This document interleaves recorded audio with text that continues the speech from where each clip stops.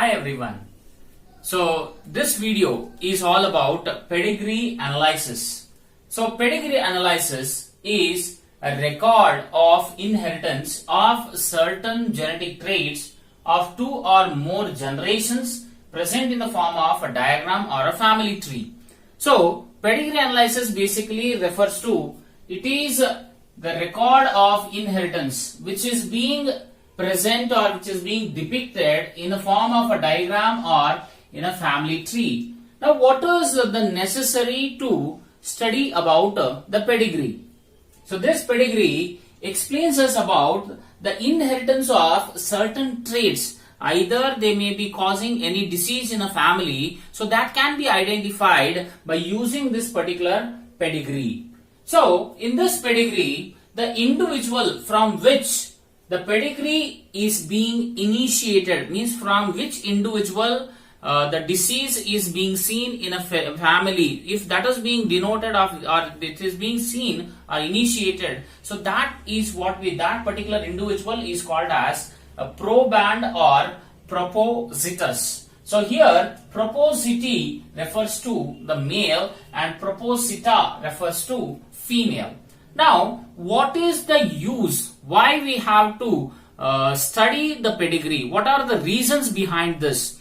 So, the pedigree in human beings, the pedigree is used to know the transmission of the specific trait because of certain reasons. So, what are those reasons? The first reason is the generation. The generation time is generally in the human beings is very long, that is around 20 years or ago, because at the age of around 20 years there is a marriage which occurs, and thereafter when these couple will have the children, so they will have around 22 or 23, so thereby the transmission of the characters which are there in the parent will get inherited to their children. So that is the first reason. Second reason is if a person like a pedigree analyst or a geneticist who is basically working on the pedigree, if he wants to study about a particular family, then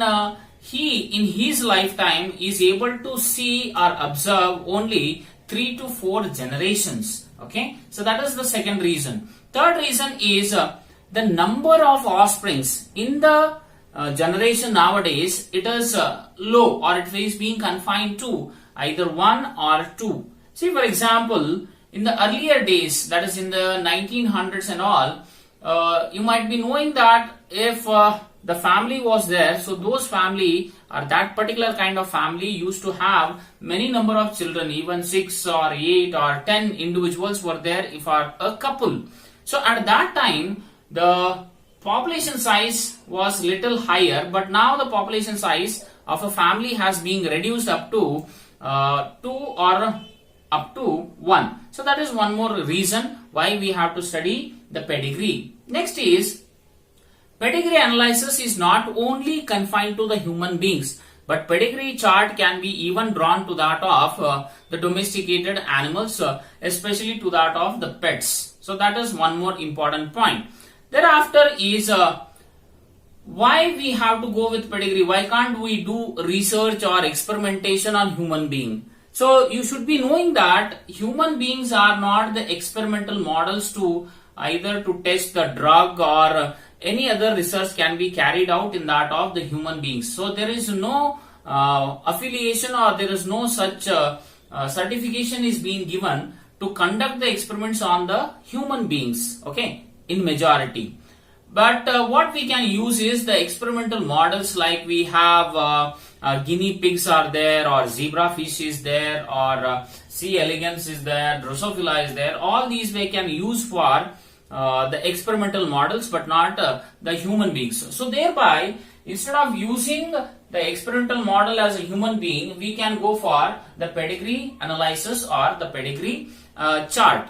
Okay, and whenever there is a marriage, if it occurs between a male and a female, so there is a combination of the alleles, because female has a different set of alleles or genes and the male has a different set of the genes. So when these genes or alleles, when they combine together, when they get married, when these alleles combine together and when that alleles or genes are present in their young ones, so it is helpful for us to study about the pedigree. So those are the reasons why we have to go with that of the pedigree analysis. Now, what is the usefulness of the pedigree? Why we have to use the pedigree?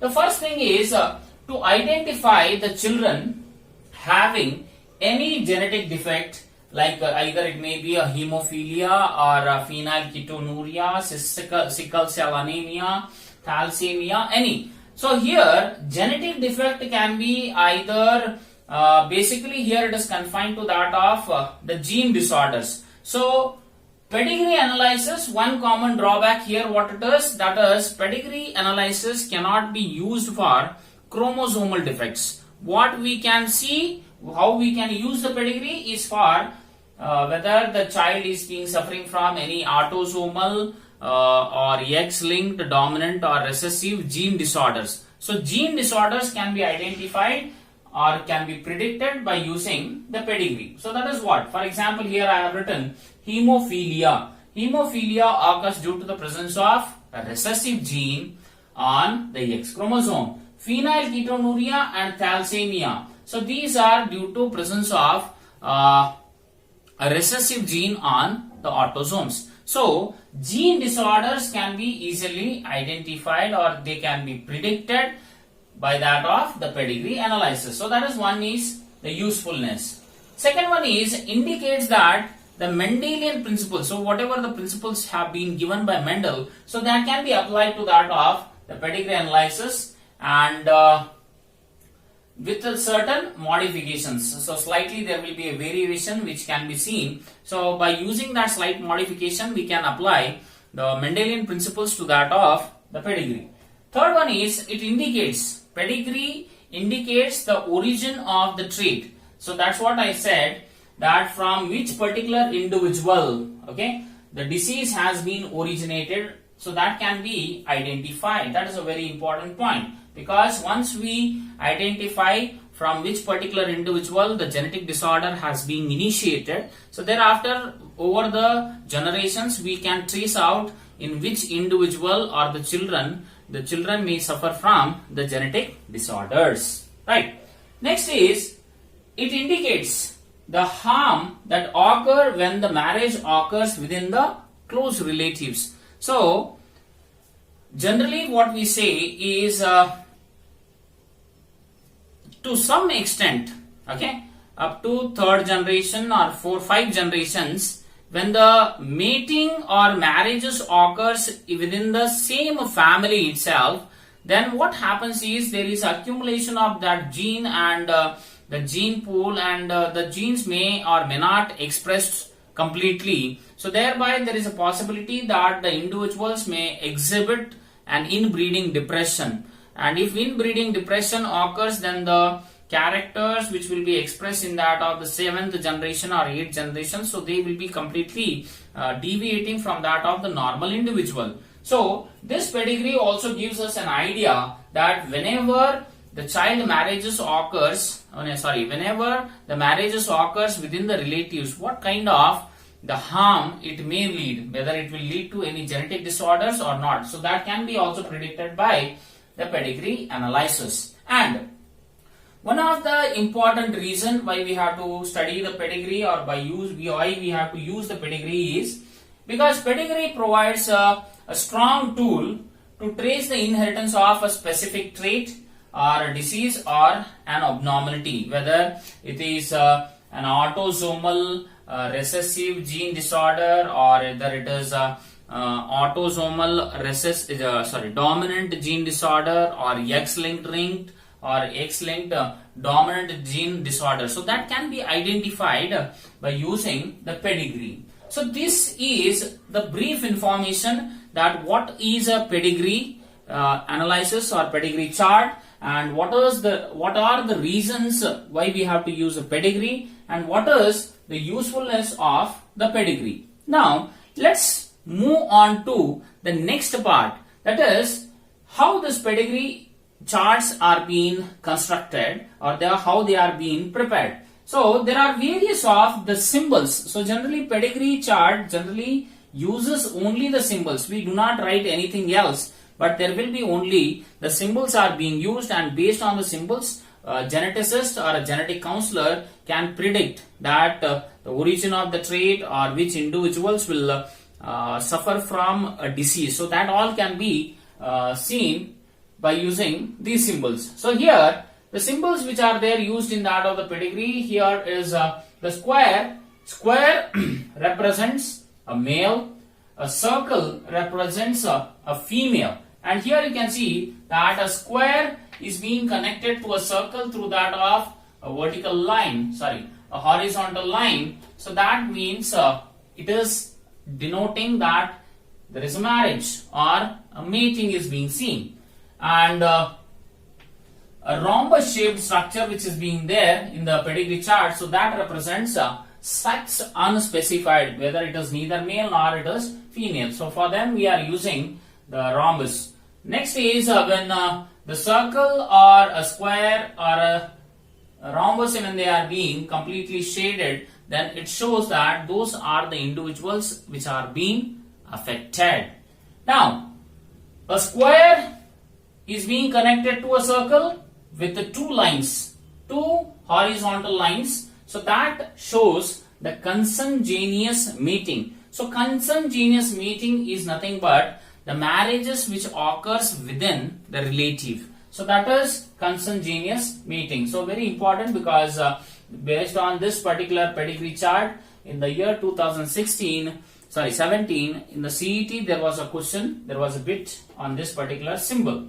Next is a square connected to that of a circle by a horizontal line, but there is an oblique line which is being shown here. So that represents the divorce between the husband and a wife. So that oblique line, it shows the divorce. Thereafter, as I said, propositus or a proband, what I said. So this is where the arrow mark is being shown like this, okay, and this is a circle where also below that of the symbol there is an arrow mark. So that indicates that this particular male or this particular female was the individual from which the genetic disease has been initiated. So those are called as proband or propositus. Next is when the arrow mark is being shown along with that of square, circle which are being interconnected, and below that if the arrow mark is being given instead of a normal vertical line, if there is a vertical line which is having the arrow, then it is showing that this couple do not have the children. Next is, you can see here a square, a circle, okay, connected with that of a horizontal line and a vertical line drawn, and along with that there is presence of another circle. So this represents that the parents are above and a child is below, or if instead of one, if there are two like this, okay, then here it becomes the children below. Okay, if one is being shown, then it is a child, and if two are there, then the children are below. So that is a normal family which do not have any affected individuals. Right. Next is here two squares are being shown which are interconnected, and they are being interconnected like this also. So this represents that two male individuals, here two female individuals are there which are interconnected like this, and this shows that they are the identical twins, or you can even call them as the monozygotic twins, which means both of them have been sharing the equal information because they have been formed due to the fusion of only one sperm and one ova. So that is identical twins. Next is a vertical line with that of a larger dot here. So that shows the stillbirth. Okay, stillbirth, or the child which is being dead inside before it completes its complete development. Thereafter is a square and a circle which are being interconnected like this. So here you can't see that the horizontal line So there it represents a fraternal twins, or you can call them as a dizygotic twins. Okay, so where the fusion occurs between two ova and two sperms which are non-identical. If both are male, both are female, then they are identical. But here you can see that one is male, the other one is female. So that is dizygotic twins. Next symbol is, if a square or a circle, if it is being shown with a dot, or if a square and a circle, if they are being partly shaded, okay, partly if they are being shaded like this. So both of these represents that the individuals are carriers. So carriers again depends that they have that particular gene in them which can inherit that gene to that of the next generation. So thereby they are called as carriers. Next is a square and a circle, and they are the couples, and they are being shown with that of the dotted lines here, vertical dotted line, with that of having a son. So this son to this couple, so that is with the dotted line, it is said to be adopted. If it is a straight line, then it is born to them itself, but it is dotted line represents adopted child.